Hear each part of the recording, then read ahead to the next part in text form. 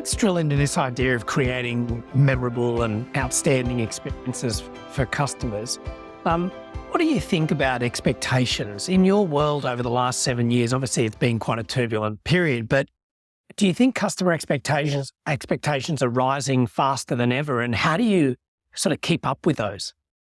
Yeah, I think customers' expectations are rising faster than ever, particularly in delivery and communication and response. Our customers expect to connect with us often through social channels, and for us to provide answers more quickly than we've ever done previously. It's like the number one form of connection. Hit our social channels, expect a response super quickly. And so just in my 7 years, we've gone from, 1 or 2 people in our social media team to a much larger team. We have a whole corporate communications environment now.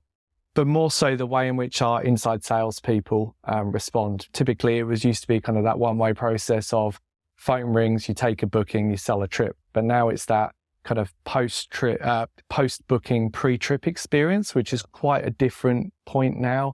The regularity of questions that we come through. And so we now have a 24/7 live chat team that service all the time, all parts of the day. And I think increasingly that live chat environment will probably move towards more automation with AI. There is the requirement that we have to be quicker, faster, have the answers.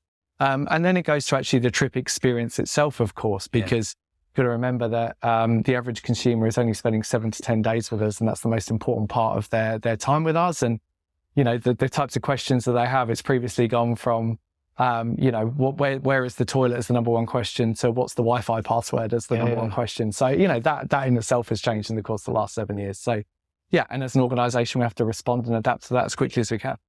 And there's so many organisations that, we do a lot of strategy work with companies, and it's very common to see this customer pillar, and the leadership team get up and talk about delivering an experience that aligns with our brand promise and it's going to be distinctive in the market, etc. How hard is that to do? And what have you learnt about taking this sort of concept of your Intrepid brand and making sure it's delivered consistently through so many different countries and trips and people? How do you go about getting that sort of consistently on-brand experience while also allowing people to adapt for their personality or uniqueness? Yeah, so one's in the structure of the way in which we do trips and one's in our business model. So the way in which we do trips is that trips have certain key facets to them: the accommodation, the transport, certain inclusions. But then we build in a significant period of free time and flexibility that allows customers, because we recognize on a group, you've got an average group size of 10 people. Yeah. Those people are coming from North America, from the UK and Europe, Australia and New Zealand predominantly. And they come from different ages and backgrounds. They kind of share a same kind of outlook of the world, but demographic wise, they can be quite different. So we build in free time and flexibility. So it's very inherent in terms of the nature we do. But how we get consistency is through our business model, because one of the things that's kind of hidden with a global travel company is often you outsource operations to third parties in country. Yep.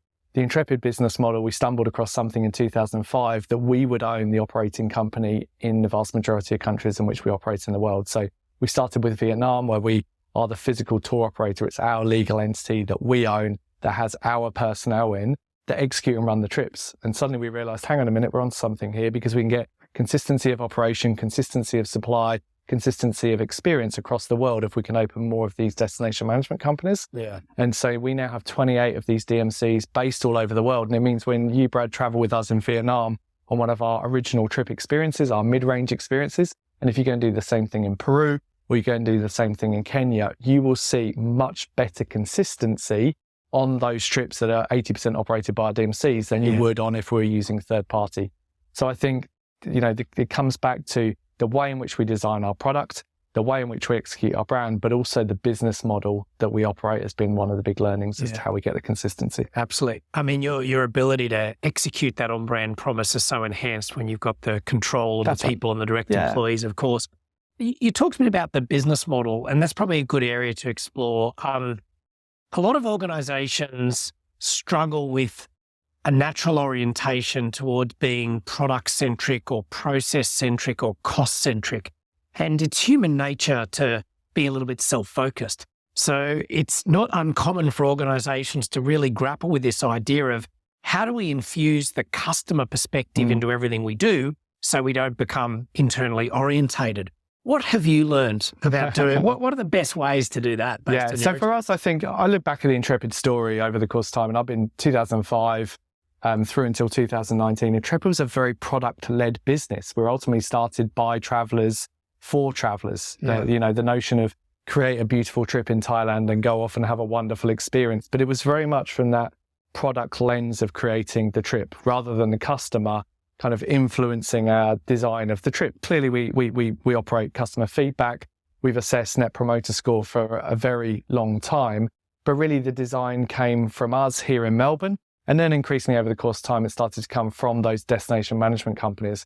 But rarely did it have a real strong voice of the customer. And that was right up until the pandemic, when I think things changed for us. And I think really our lens from going into the pandemic was kind of top down. And then coming through the pandemic, we all of a sudden started listening more strongly to the consumer. And that's because we made some mistakes during the early part of the pandemic where I don't think we were listening to our customer well enough. And we established a whole new voice of the customer team within our customer relations setup. And so suddenly for the first time, we were taking the feedback from the consumer, not just in terms of the design of products, but the way in which we might respond to terms and conditions, the way in which we might respond to sales or reservations challenges. And I think as an organization, we always talked about being customer centric in the lead up to the pandemic. I'm not sure we truly were. Yeah. I do believe today we are a much more customer centric business because of the learnings and challenges that we went through during the course of the pandemic. Yeah. And when you talk about voice of customer programs, I mean, it's typical to focus on the more transactional elements, feedback on, this bus was late or I couldn't book online. Can you fix that? But there's a lot of benefit usually in that empathetic connection with customers. Yeah. And, when people are engaging your organization, it's probably escape and something new they're looking for at that deep level.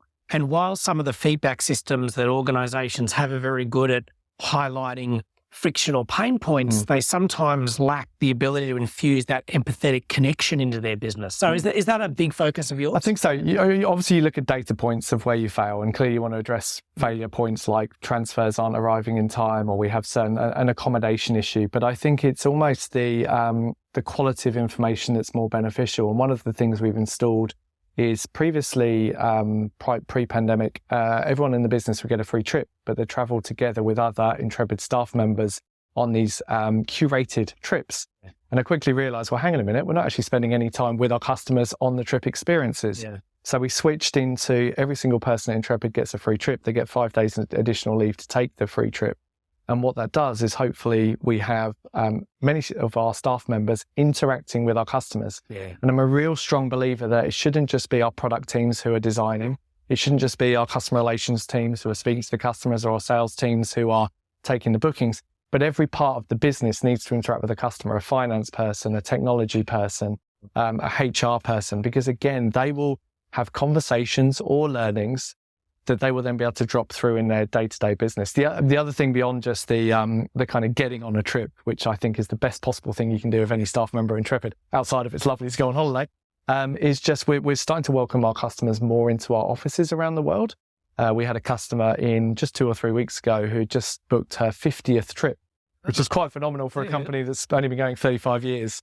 And so she was telling us about, here's the wonderful things that I like about Intrepid, but here's also why I've considered your competitors at times. And it really dismissed or debunked some of the myths that we had.